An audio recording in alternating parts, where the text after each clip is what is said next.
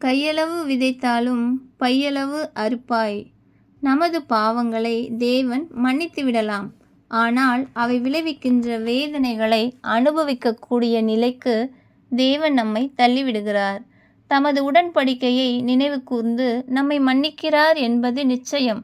தமது வாக்குத்தத்தங்களை அவர் நிறைவேற்றுகிறார் என்பது நிச்சயம்.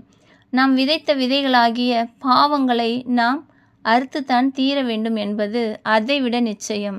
தாவீது பத்சேபாளிடத்தில் செய்த பாவத்தின் மூலம் விதைத்ததை அறுக்க வேண்டியதாயிற்று. மனிதன் எதை விதைக்கிறானோ அதையே அறுப்பான். கையளவு விதைக்கிறோம், பையளவு அறுக்கிறோம். பிறருக்கு நாம் அறிந்து செய்கிற தீங்குகளை நீதிமானாக இருந்தாலும் இயேசுவின் இரத்தத்தால் கழுவப்பட்டிருந்தாலும் அறுத்துத்தான் தீர வேண்டும். இதை உணர்த்தவே இச்சம்பவத்தை தேவன் விளக்கமாக எழுதி வைத்துள்ளார். இஸ்ரவேலின் சரித்திரம் முழுவதும் தேவன் தாவீதை நினைவு கூறாமல் இருந்ததில்லை. ஆனால் அவனது சந்ததியை விட்டு பட்டயம் அகலவே இல்லை.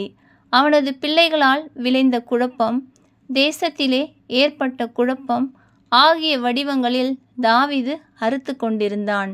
பிறரை பற்றி எளிதாக நாம் தீங்கு பேசிவிடலாம். பிறரை பற்றி புறம் கூறுவதும் எளிது. பிறரை தராசிலே வைத்து குற்றம் தீர்ப்பது நமக்கு சுலபமே.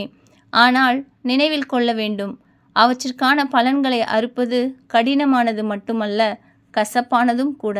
அதன் விளைவுகள் நம்மோடு முடிந்து போவதில்லை, நமது சந்ததிகளின் மேலும் தொடரும் என உணர்வடைவோம்.